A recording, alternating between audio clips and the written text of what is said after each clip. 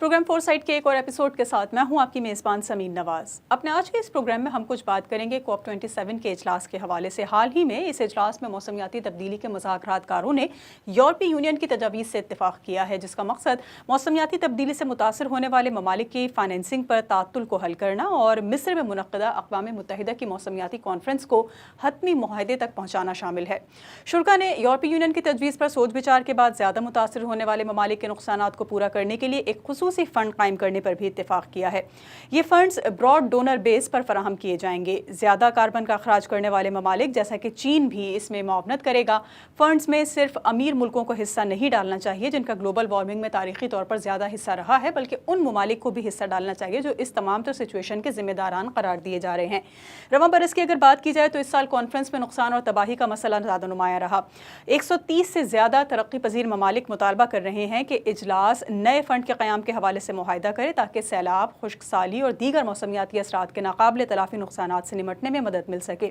अमरीका की अगर बात करें तो अमरीका और यूरोपीय यूनियन इससे कबल इस तजवीज़ की मुखालफत करते रहे हैं। उन्हें खदशा है कि इस तरह तारीखी तौर पर जिन ममालिक का कार्बन के अखराज में ज़्यादा हिस्सा है उन पर वाजबात का बोझ बढ़ जाएगा। मालदीव को मौसमियाती तब्दीली की वजह से सतह समंदर में इजाफे की वजह से सैलाब का सामना है। 27 ममालिक पर मुश्तमिल यूरोपीय यूनियन ग्रीन हाउसेज गैसेस के अखराज के अहदाफ पर अमल करने की बहुत ज़्यादा ख्वाहिश रखती हैं और चीन को भी ऐसा करने पर जोर देती हैं। अमरीका ने अब तक इन तमाम तजावीज़ पर अवामी सतह पर कोई रद्द-ए-अमल नहीं दिया है। यूरोपीय यूनियन के मुताबिक तमाम ममालिक को फॉसिल फ्यूल्स यानी कोयला और दीगर ऐसे तमाम तर ज़राए जिनसे ईंधन तैयार किया जाता है, इसके इस्तेमाल और कोयले से रिवायती तौर पर बिजली पैदा करने वाले प्लांट्स जल्द से जल्द मरहलावार तौर पर ख़त्म करने पर रजामंदी जाहिर करनी चाहिए और ममालिक को पेशरफ्त रिपोर्ट्स पर भी जमा करवानी होंगी। छोटे जजीरे वाले ममालिक जिनमें तकरीबन 134 से ज़ायद तरक्की पजीर ममालिक के जजीरे शामिल हैं, इन्होंने नए फ़ंड की तश्कील पर ज़्यादा जोर दिया है और वो इसके रद्द-ए-अमल के लिए मुशावरत भी कर रहे हैं। अक़वाम मुत्तहिदा के मौसमियाती मुज़ाकरात के मुआहदे को तमाम तकरीबन 200 ममालिक की हिमायत दरकार है। जो इसमें तजावीज़ पेश की गई हैं उसकी मंजूरी के लिए अगर 200 ममालिक इसको मंजूर कर लेंगे तो फिर इन पर अमल दरामद यकीनी बनाया जा सकेगा। यूरोपीय यूनियन की पेशकश तरक्की पजीर ममालिक और चीन की तजवीज़ से मुतसादिम है, जिसमें कहा गया था कि तमाम तरक्की पजीर ममालिक को फ़ंड्स तक रसाई होनी चाहिए। पेशकश के मुताबिक अक़वाम मुत्तहिदा की तारीफ़ के मुताबिक चीन को भी फ़ंड्स हासिल करने की इजाज़त होगी। इसमें मुआवनत अगर वो नहीं करेगा तो अक़वाम मुत्तहिदा की मौसमियाती एजेंसी ने तबाही और नुकसान के हवाले से यूरोपीय यूनियन की तजवीज़ से कबल एक मुसवदा भी शाया किया था। इसमें नए मुआहदे हैं, 3 ऑप्शंस दिए गए हैं इस मुआहदे में जो मुसवदा सामने आया है, जिसकी पहली तजवीज़ ये बताई गई है कि मौसमियाती तब्दीली से ज़्यादा नुकसान वाले ममालिक के लिए नया फ़ंड कायम किया जाए। दूसरी तजवीज़ ये दी गई थी कि अगले बरस COP28 कॉन्फ्रेंस के इनेकाद तक ये फैसला मौखर कर दिया जाए, जबकि तीसरी जो तजवीज़ थी वो ये कि नए फ़ंड का जिक्र किए बगैर COP28 में फ़ंड्स के इंतज़ाम के हवाले से फ़ैसला करने का मुतालबा सामने आया है। इन तमाम तजावीज़ पर किस हद तक अमल दरामद मुमकिन बनाया जा सकेगा और क्या कोई फ़ंड कायम किया जा सकेगा या नहीं, और किस तरह से हम बगैर किसी फ़ंड के कायम किए भी उन ममालिक को क्या तजावीज़ दे सकते हैं कि वो अज़ख़ुद तौर पर प्रिवेंटिव मेजर्स ले सकें, एहतियात कर सकें, कुछ ऐसे तरीक़ाकार अपना सकें कि जिससे मौसमी तग़य्युरात में कम से कम नुकसान का सामना करना पड़े। इस पर कुछ गुफ्तगू करेंगे और इसके लिए हमारे साथ पाकिस्तान से हमें ज्वाइन कर रहे हैं एनवायरमेंटलिस्ट हैं, सीनियर माहिर माहौलियात हैं, डॉक्टर आमिर आलमगीर। गुफ्तगू का आगाज़ करेंगे उनसे, लेकिन एक ब्रेक के बाद। वेलकम बैक नाज़रीन, प्रोग्राम फोरसाइट में एक बार फिर आपको खुशामदीद कहेंगे। मौसमी तग़य्युरात, ग्लोबल वार्मिंग, क्लाइमेटिक फैक्टर्स, ये वो टर्म्स हैं जो बहुत रवानी से आजकल ज़ेर बहस किसी भी फोरम पर नज़र आती हैं और इसकी एक वाहिद वजह यह है कि जितनी ज़्यादा मौसमों में शिद्दत आ गई है पूरी दुनिया के तमाम तर ममालिक में, बिलखुसूस अगर जनूबी एशियाई रीजन की हम बात करें, इस ख़ित्ते की बात करें, तो ये सबसे ज़्यादा मुतासर ममालिक हैं क्योंकि ये इतने तरक्की याफ्ता ममालिक नहीं हैं और तरक्की पजीर ममालिक में काउंट किए जाते हैं। गुफ्तगू का आगाज़ करेंगे, इसी हवाले से हमारे साथ मौजूद हैं एनवायरमेंटलिस्ट डॉक्टर आमिर आलमगीर। बहुत शुक्रिया सर आपने वक्त दिया प्रोग्राम के लिए। सबसे पहले मुझे ये बता दीजिए, काफ़ी अरसे से डिस्कस किया जा रहा है, कभी ग्लोबल वार्मिंग के नाम से, कभी क्लाइमेटिक चेंजेस के नाम से, क्लाइमेटिक फैक्टर्स के नाम से, मौसमी तग़य्युरात के नाम से बहुत अरसे से शोर मचाया जा रहा है कि तब्दीली जो जिस तेज़ी से आ रही है माहौल में, हमारे इर्द गिर्द के हालात में, उसको रोकने के लिए ज़रूरी है कि हम एहतियात करें, हम जिन चीज़ों को छोड़ चुके हैं उन पर वापस जाएँ और जो पुराने तरीक़ाकार हैं हमारे एनर्जी पैदा करने के, उनको हम रिवाइव करें। लेकिन इस वक्त पाकिस्तान समेत जनूबी एशिया के मुख्तलिफ ममालिक जो है वो इन असरात की नज़र आ रहे हैं। जो क्लाइमेटिक फैक्टर्स के बाद आने वाली तब्दीलियाँ हैं मौसम की, उसके ये ज़ेर असर नज़र आ रहे हैं। हालिया सैलाब भी इसकी एक मिसाल हमें नज़र आती है। तो इतने शोर का क्या फ़ायदा हुआ जो इतने अरसे से डिस्कस किया जा रहा था? क्या कोई प्रिवेंटिव मेजर्स नहीं ले सके ये ममालिक, या कुछ एहतियात करने के बावजूद भी जिस तेज़ी से तब्दीली आई है उसके आगे ये तमाम तरह एहतियातें ज़ाया हो गई? जी, देखिए आपका सवाल बहुत ज़बरदस्त है और इस वक़्त सबसे ज़्यादा जो हॉट टॉपिक है, मैं इस वक़्त नहीं कहूँगा बल्कि पिछले 15-20 सालों से जो ये हॉट टॉपिक है, ये सिर्फ़ हॉट टॉपिक की हद तक है। बहुत सारी स्टडीज़ हो चुकी हैं, पूरे पाकिस्तान में भी और इंटरनेशनली भी कि क्लाइमेट चेंज के क्या असरात हैं। और अगर मैं पाकिस्तान की बात करूँ तो पाकिस्तान पिछले 20 सालों से क्लाइमेट चेंज की ज़द में आया हुआ है और इसमें इज़ाफ़ा हो रहा है। क्यों इज़ाफ़ा हो रहा है, इसको अभी आगे हम एक्सप्लेन करेंगे। देखिए, इस वक़्त जो 2019 में जो ग्लोबल क्लाइमेट रिस्क इंडेक्स है, 2019 में जो आया था, उसके मुताबिक पाकिस्तान जो है वो 7वें नंबर पर आ चुका है, जबकि 2015 में पाकिस्तान जो है वो 10वें नंबर पर था। तो अब आप देखिए कि ये किस तरीके से हमारे पास जो है क्लाइमेट चेंज के असरात जो हैं, वो बहुत तेज़ी से अब एक आम आदमी को भी परेशान कर रहे हैं। अगर हम गौर करें, तो क्लाइमेट चेंज का जो पूरी दुनिया में सबसे ज़्यादा इम्पैक्ट है, उसमें साउथ एशियन कंट्रीज़ हैं और अफ्रीकन कंट्रीज़ हैं। और साउथ एशियन कंट्रीज़ में पाकिस्तान के साथ-साथ इंडिया, बांग्लादेश और श्रीलंका भी इसमें शामिल है। लेकिन प्रॉब्लम ये है कि अगर हम बात करें डेवलपिंग कंट्री लाइक पाकिस्तान, तो यहाँ पर हमें ये नज़र आ रहा है कि क्लाइमेट चेंज की रैंकिंग जो है वो मज़ीद जो है वो खराब होती चली जा रही है। क्लाइमेट चेंज की वजह से जो नुकसानात हैं वो अपनी जगह हैं, क्लाइमेट चेंज बहुत बड़ा एक इश्यू है। लेकिन इस इश्यू को हमने खुद दावत दी है।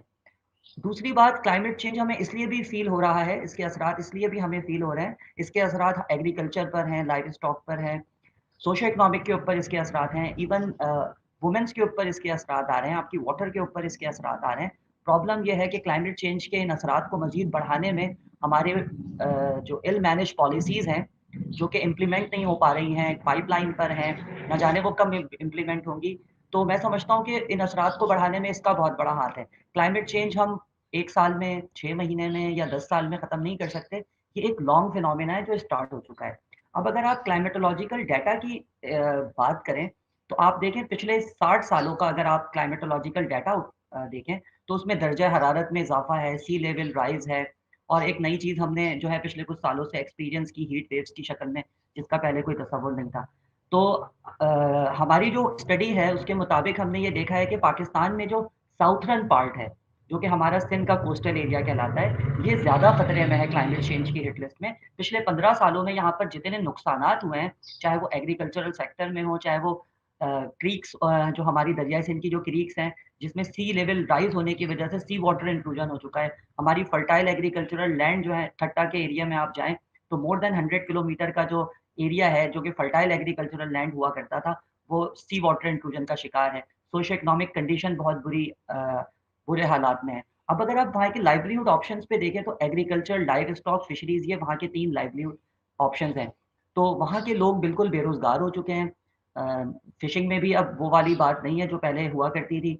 उसके बाद आप देखें कि कभी सीवियर ड्राउट पीरियड हमें मिलता है, कभी हमें बहुत ज़्यादा रेनफॉल मिलती है। और पूरे पाकिस्तान में आप देखें कि पहले ये होता था कि बारिशें मानसून पर होती थी। अब बारिशों का पैटर्न भी डिस्टर्ब हो चुका है और बहुत सालों के बाद हमने देखा कि पिछले 2-3 सालों में हमें बहुत ज़्यादा बारिशें जो हैं वो देखने को नज़र आईं। इसी तरह से 2010 का फ्लड हम सबको याद होगा, उससे बहुत ज़्यादा डैमेजेज़ हुए थे और अब 2022 का जो फ्लड आया है, इसने मज़ीद जो है नुकसानात बढ़ा दिए हैं क्योंकि हमने प्लानिंग नहीं की। प्रॉब्लम ये है कि अब इसके बाद इससे ज़्यादा बड़ा फ्लड आएगा, तो क्या हम उसके लिए तैयार हैं? क्या हम उसकी प्लानिंग कर रहे हैं? आप देखें cyclones, flooding, drought period, rainfall, इनके पैटर्न में अब जो है वो बहुत ज़्यादा डिफरेंस नहीं है। बहुत जल्दी-जल्दी ये चीज़ें रिपीट हो रही हैं। तो मैं ये समझता हूँ कि क्लाइमेट चेंज से निपटने के लिए गवर्नमेंट का हमें साथ देना होगा। गवर्नमेंट अकेले इस मसले को हल नहीं कर सकती और इसमें जो सबसे इम्पोर्टेंट चीज़ जो मैं समझता हूँ, इंडिविजुअल लेवल पर हमें अवेयरनेस देनी होगी। इसके अलावा हमारे पास और कोई ऑप्शन नहीं है। आप यकीन जानिए रिसर्चेज़ ये बता रही हैं कि हम 25 साल पीछे चल रहे हैं। हमें ये इक़दामात 20 साल, 25 साल पहले स्टार्ट करने चाहिए थे और जब तक एक आम आदमी इसमें अपना किरदार अदा नहीं करेगा, अब आम आदमी अपना किरदार कैसे अदा कर सकता है? अपने लाइफ़स्टाइल को एनवायरनमेंट फ्रेंडली बनाकर। अब देखिए ये क्लाइमेट चेंज का जो इम्पैक्ट अब हमें फ़ील हो रहा है ना, प्रॉब्लम ये है कि हम चीज़ों को लर्न तो करते हैं, लेकिन फिर उसको अनलर्न कर देते हैं। हम चीज़ों को सीरियस नहीं ले रहे। इस वक़्त आप देख लें, एयर पॉल्यूशन का इश्यू है, वाटर पॉल्यूशन का इश्यू है, नॉइज़ पॉल्यूशन का इश्यू है, सॉलिड वेस्ट मैनेजमेंट के इश्यूज़ हैं। ये सारे इश्यूज़ जो हैं, ये एक आम आदमी जो है इन इश्यूज़ को सॉल्व कर सकता है। तो ये छोटे-छोटे से जो एनवायरमेंटल प्रॉब्लम्स होते हैं और जब आप इसको इग्नोर कर देते हैं इंडिविजुअल लेवल्स पर भी, तो फिर होता ये है कि ये एक बहुत बड़ी एनवायरमेंटल डिज़ास्टर को दावत देते हैं, जिसका हम शिकार हो चुके हैं। अच्छा, हम बात करें कि जनूबी एशियाई ममालिक जो सबसे ज़्यादा मुतासिर हैं, 130 से ज़ायद कंट्रीज़ इस रीजन के जो बताए जाते हैं, तो वो तो इस पर अमल दरामद नहीं कर सके, जिसकी एक वजह हम ये भी समझ सकते हैं कि शायद वो इतना ज़्यादा शऊर नहीं रखते, इतना फ़हम नहीं रखते और इतना कुछ बताने के बावजूद वो नहीं कर सके कोई एहतियात।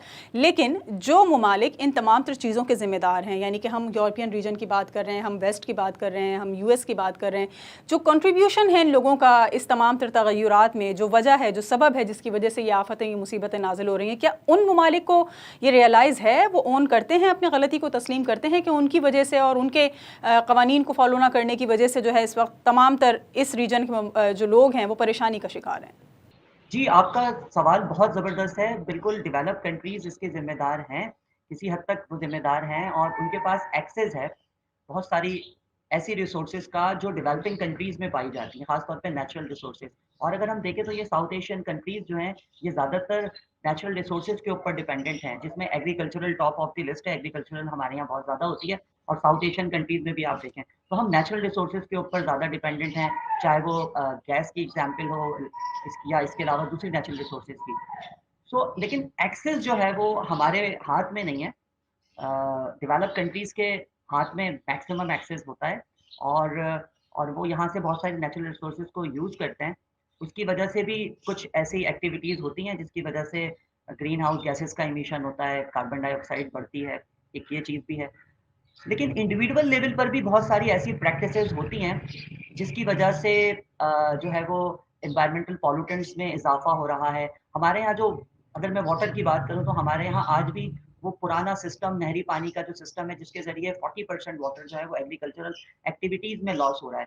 तो कहने का मकसद ये है कि हम अपने फार्मर्स को एजुकेट नहीं कर पाते। इंडिया ने इस पे बहुत काम किया है, अपने फार्मर्स को काफ़ी एजुकेट किया है और वो वाटर कंज़र्वेशन की तरफ भी आ गए हैं। और ऐसी टेक्नोलॉजी अब वो यूज़ कर रहे हैं एग्रीकल्चरल एक्टिविटी में कि जिससे वाटर भी कम इस्तेमाल हो रहा है और प्रोडक्टिविटी भी बहुत अच्छी हो रही है और उनके फार्मर्स के पास एजुकेशन मौजूद है। क्योंकि हमें अब ये काम इसलिए भी करना होगा कि अगर हमने अपने फार्मर्स को और उन एरियाज़ के लोगों को एजुकेट नहीं किया, जिसकी वजह से हम पर डायरेक्ट और इनडायरेक्ट इम्पैक्ट आ रहा है, तो हमारी जो एग्रीकल्चरल की जो डिमांड्स हैं, हमारी जो वाटर की डिमांड्स हैं, हमारी बाकी जो लाइव स्टॉक और फिशरीज़ की जो डिमांड्स हैं, वो कहाँ से पूरी होंगी? तो मैं ये समझता हूँ कि इस दफ़ा कॉप 27 में एक बात ये भी की जा रही है कि डेवलप्ड कंट्रीज़ हैं, वो एक इंश्योरेंस पॉलिसी इंट्रोड्यूस करवाने जा रहे हैं। इस तरह की प्रैक्टिसेज़ पहले भी डिफरेंट प्रोटोकॉल्स में हुई हैं, कॉन्फ्रेंसेस में हुई हैं। लेकिन बात ये है कि डेवलप्ड कंट्रीज़ को भी इस तरह की एक्टिविटीज़ को रोकना पड़ेगा। एक ब्रेक लेंगे आमिर साहब, ब्रेक के बाद वापस आएंगे तो आपसे कुछ मज़ीद इस पर बात करेंगे, हमारे साथ रहिए। वेलकम बैक नाजरीन, प्रोग्राम फोरसाइट में एक बार फिर आपको खुशामदीद कहेंगे। डॉक्टर आमिर आलमगीर पाकिस्तान से हमारे साथ मौजूद हैं और हम कुछ बात कर रहे हैं माहौलियात में तब्दीली के हवाले से। COP27 का इजलास भी इसी सिलसिले में मुनक़िद हुआ है। डॉक्टर साहब, ये बता दीजिएगा कि एक फ़ंड कायम करने की बात की गई है, इस इजलास में तजवीज़ पेश की गई है कि जी एक फ़ंड कायम किया जाए उन ममालिक के लिए जो मुतासरीन में शुमार होते हैं या जहाँ पर ज़्यादा हालात ख़राब हैं मौसमी तग़य्युरात के सबब, जहाँ ज़्यादा मुसीबतें और आफ़तें नाजिल हो रही हैं। तो ये खुसूसी फ़ंड कायम करने की बात तो ज़रूर की गई है बड़ी मईशतों की जानिब से, लेकिन क्या आपको लगता है कि जो रीज़न्स हैं, जो कॉजेज़ हैं, जो वजूहात हैं जिसकी वजह से ये सूरत हाल रोनुमा हो रही है, क्या उसको ख़त्म करने के लिए कोई राज़ी हो सकेगा? कोई ग्रीन हाउसेस गैसेस का जो अखराज है उसको कम करने के लिए राज़ी होगा? कार्बन डाइऑक्साइड का ज़्यादा से ज़्यादा जिस तरह अखराज है उसको कम करने के लिए कोई राज़ी होगा? फॉसिल फ्यूल्स के ज़रिए जो एनर्जी पैदा की जा रही है उसका कोई मुतबादिल तलाश करेगा? क्या कुछ राज़ीनामा नज़र आता है इन ममालिक की जानिब से आपको जो ज़िम्मेदारान है इसके? देखिए बहुत मुश्किल होगा उनके लिए ऑल्टरनेट्स पर जाना, लेकिन मैं समझता हूँ कि इसके बगैर जो है गुज़ारा होगा नहीं। जिस तरह ग्लोबल वार्मिंग बढ़ता चला जा रहा है कार्बन डाइऑक्साइड की वजह से, ग्रीन हाउस गैसेस का जो इमिशन है, पाकिस्तान जो है वो इतना ज़्यादा कंट्रीब्यूशन में नहीं है। कार्बन डाइऑक्साइड की कंट्रीब्यूशन में पाकिस्तान का कंट्रीब्यूशन बहुत कम है। आई थिंक 0.5% के आसपास जो है वो नोट किया जाता है। लेकिन जो डेवलप्ड कंट्रीज़ हैं और वहाँ पे इंडस्ट्रियल सेटअप है, तो वहाँ पर जिस तरीके से कार्बन डाइऑक्साइड का इमिशन होता है और जिस तरह ग्रीन हाउस गैसेस का इमिशन होता है, जिसकी वजह से बाकी जो कंट्रीज़ हैं उससे मुतासिर होते हैं और फिर हमारे पास इस तरह के फिनोमेनाज आते हैं, global warming, green house effect और फिर अल्टीमेटली क्लाइमेट चेंज। तो मैं ये समझता हूँ कि इस पे बिल्कुल सीरियसली जो है वो सर जोड़कर बैठने की ज़रूरत है। ना सिर्फ सर जोड़कर बैठने की ज़रूरत है, इनको इस पे एक्शन लेके सिर्फ कंपेंसेशन अदा कर देने से, फंड्स प्रोवाइड कर देने से ये मसला हल नहीं होगा। इसमें इस बात को जो है वो मेक श्योर करना चाहिए कि इस पे बहुत सख्ती से अमल होगा। क्योंकि हम माज़ी में भी अगर देखें तो क्योटो प्रोटोकॉल भी था, हमारे पास मॉन्ट्रियल प्रोटोकॉल भी था और उसमें जो ये डेवलप्ड कंट्रीज़ थी, इन्होंने साइन तो किया लेकिन क्या वो उस तरीके से उसको फ़ॉलो कर रहे हैं? और अब इस कॉप 27 में जो भी मामलात जो हैं वो तय पा रहे हैं, इस पर बहुत सख्ती से अमल करना होगा वरना अर्थ का सर्वाइवल मुश्किल हो जाएगा। और फिर यही होगा कि बहुत सारे लोग जो हैं वो मौत का शिकार हो जाएँगे और एक बहुत बड़ा हमें जो है वो डिज़ास्टर देखने को मिलेगा, जिसकी एग्ज़ाम्पल क्लाइमेट चेंज की शक्ल में है। तो मैं ये समझता हूँ कि डेवलप्ड कंट्रीज़ को आगे आकर सबसे पहले फंड्स देने से पहले अपनी कंट्रीज़ में जो इस तरह की गैसेज़ का इमिशन हो रहा है और इस तरह की जो एंथ्रोपोजेनिक एक्टिविटीज़ हो रही हैं, उसको कंट्रोल करने की ज़रूरत है और अल्टरनेट ऑप्शंस पर जाने की ज़रूरत है और ये अफ़ोर्ड कर सकते हैं। ये इस अल्टरनेट्स पर जा भी सकते हैं, एनवायरनमेंट फ्रेंडली टेक्नोलॉजीज़ को अपनी कंट्रीज़ में भी इम्प्लीमेंट कर सकते हैं और अपने नियर बाय कंट्रीज़ को भी जो है वो सेंड कर सकते हैं। ठीक है, लेकिन जो ममालिक इस वक्त इन आफ़तों में घिरे हुए हैं, इन परेशानियों का शिकार हैं, फ़ौरी तौर पर तो हम कोई हल नहीं देख सकते कि विदिन अ डेज़ इस मसले से निमट लिया जाए, क्योंकि ये तमाम तर हालात रोनुमा होते होते भी एक वक्त लगा है, एक अरसा लगा है, तो यकीनन सूरत हाल को नॉर्मलाइज़ होने में भी कुछ वक्त दरकार होगा। लेकिन इस वक्त में कि हम अगर चाहें हालात बेहतर हो जाएँ, सिचुएशन बेहतर हो जाए, क्या किया जा सकता है? ये ममालिक अस खुद अपने तौर पर क्या तरीक़ाकार अपना सकते हैं? किन पैटर्न्स पर चल सकते हैं? इन ममालिक के जो रिहायशी हैं, जो शहरी हैं, वो क्या तर्ज़ ज़िंदगी अपना सकते हैं कि जिसकी वजह से आने वाले दिनों में या आने वाली नस्लों को कम से कम इन सिचुएशंस को फेस ना करना पड़े जो हालात वो फेस कर रहे हैं? देखिए, अब अगर हम पाकिस्तान की बात करें तो आप ये देखिए कि क्लाइमेट चेंज हो चुका है और अब ये चलता रहेगा। क्लाइमेट चेंज के इम्पैक्ट हमारे ऊपर आ चुके हैं, हमारे हर सेक्टर को मुतासिर कर चुके हैं। एक आम आदमी पाकिस्तान का इससे मुतासिर हो चुका है। तो अब हमारे पास कोई ऐसी टेक्नोलॉजी तो है नहीं कि हम इसको फ़ौरन से ख़त्म कर सकें, ना हमारे पास इतने फंड्स हैं और अगर हमें फंड्स मिल भी जाएँगे तो ये इस बात की श्योरिटी नहीं है कि उन फंड्स को यूज़ करके हम फ़ौरन जो है वो क्लाइमेट चेंज जैसी मुसीबत से छुटकारा हासिल कर सकते हैं। इसके लिए हमें प्लानिंग करनी होगी। जैसा कि मैंने शुरू में बताया था कि क्लाइमेट चेंज का इम्पैक्ट जो है वो इसलिए भी बढ़ गया क्योंकि हमने प्लानिंग नहीं की। गवर्नमेंट लेवल पर भी प्लानिंग नहीं हुई, मैनेजमेंट नहीं हुई और इंडिविजुअल लेवल पर भी अब तक हम सिर्फ़ बात कर रहे हैं। माज़रत के साथ हम सिर्फ़ अभी तक बात कर रहे हैं, पिछले 15-20 सालों से हम सिर्फ़ बात कर रहे हैं कि climate change, climate change, climate change. तो अब हमें अमली तौर पर हर शख्स को, पाकिस्तान में रहने वाले हर शख्स को अपने इलाके में अवेयरनेस देनी होगी। आपके शो में मैंने शुरू में बताया था कि इसका हल जो है वो मैं समझता हूँ कि पाकिस्तान में जो यूथ है, जो कि 60% से ज़्यादा पाकिस्तान की यूथ है, वो इसमें बहुत अहम किरदार अदा कर सकती है। हम सबको इसकी ज़िम्मेदारी जो है लेनी होगी, इंडिविजुअल लेवल पर लेनी होगी, अपने इलाके के लिए लेनी होगी, पूरे पाकिस्तान के लिए लेनी होगी और अपना लाइफ़स्टाइल, चाहे आपका ताल्लुक एनवायरनमेंट से हो या ना हो, हम इस एनवायरनमेंट का हिस्सा हैं। इसके लिए हमें इंडिविजुअल लेवल्स पर भी और प्रोविज़नल लेवल्स पर भी अवेयरनेस फैलानी होगी। स्कूल, कॉलेजेस, मदरसों में, यूनिवर्सिटीज़ में आप बेशक कोर्स का हिस्सा इसको बना दें, लेकिन फिर उसकी अहमियत सिर्फ़ कोर्स की हद तक रह जाती है। तो हमें हर सतह पर इसकी अवेयरनेस देनी होगी और इसमें जो दूसरी ऑप्शन है यूथ के साथ, वो है मीडिया। मीडिया हर रोज़ इस पर एक प्रोग्राम करे, वीक में एक प्रोग्राम कर ले, जिसमें लोगों को इसके बारे में अवेयरनेस दी जाए। एनवायरनमेंट के एक्सपर्ट्स मौजूद हैं, क्लाइमेट चेंज के एक्सपर्ट्स मौजूद हैं, यूनिवर्सिटीज़ मौजूद हैं जहाँ पर रिसर्चेज़ हो रही हैं, उनकी लोकल लैंग्वेजेज़ में इन प्रोग्राम्स को नशर किया जाए। तो इससे मैं समझता हूँ कि लोगों का लाइफ़स्टाइल तब्दील होगा। जब तक आप लोगों का लाइफ़स्टाइल ठीक नहीं करेंगे, लोगों को सेंस नहीं होगी, तो फिर हमारे पास ऐसे ही रैंकिंग आती रहेगी कि पाकिस्तान के शहर लाहौर और कराची और इस तरह के शहर टॉप ऑफ द लिस्ट आ रहे हैं एयर पॉल्यूशन में, कभी हम वाटर पॉल्यूशन का शिकार हो रहे हैं। आज भी अगर आप वाटर क्वालिटी की बात करें तो वाटर क्वालिटी हमारे यहाँ पुअर है। डिस्ट्रीब्यूशन की बात करें, वाटर डिस्ट्रीब्यूशन की, तो डैम्स का जो हाल है वो हम सबके सामने है। लेकिन बहरहाल हम कब तक इन चीज़ों का सहारा लेकर अपने आप को भी धोखा देते रहेंगे? हमें अपने सर्वाइवल के लिए नेचुरल रिसोर्सेज़ के ऊपर डिपेंडेंट होना होगा। नेचुरल रिसोर्सेज़, सस्टेनेबल टेक्नोलॉजीज़ को हमें अडॉप्ट करना होगा। सस्टेनेबल टेक्नोलॉजीज़ का मतलब ये है कि आप नेचुरल रिसोर्सेज़ का इस्तेमाल ज़्यादा से ज़्यादा करें। आपके पास सोलर की ऑप्शन है, आपके पास विंड एनर्जी है। इन ऑप्शंस पे आप जाएँ। आज आप देखिए कि पूरे मुल्क में गैस की लोड शेडिंग जो है वो पीक पर जा चुकी है, क्योंकि हमने जितनी तेज़ी से उसको यूज़ किया उतनी तेज़ी से हम उसको रिचार्ज नहीं कर सके। That is the non renewable resource जिसके ऊपर हम डिपेंडेंट थे। तो मैं ये समझता हूँ कि हमें नेचुरल रिसोर्सेज़ के ऊपर जाना होगा। सॉलिड वेस्ट मैनेजमेंट को अगर हम इंडिविजुअल लेवल पर मैनेज कर लेंगे, हमें अलग-अलग डस्टबिन्स रखने होंगे। एसी का इस्तेमाल हम करते हैं गर्मियों में बहुत ज़्यादा। अगर आप एसी ऑन करके अपने कमरे में बैठ जाएँ, तो कमरा बहुत अच्छा चिल हो जाता है, बहुत अच्छी ठंडक हो जाती है। लेकिन अगर आप बाहर जाएँ और उसके आउटर को देखें, तो उसमें से कितनी ज़्यादा हीट वेव्स निकल रही होती हैं। तो इस चीज़ को भी थोड़ा-सा देखने की ज़रूरत है कि आपने अपने लिए तो एक कूल एनवायरनमेंट क्रिएट कर लिया, लेकिन उसकी वजह से आपके माहौल के ऊपर क्या असर पड़ रहा है।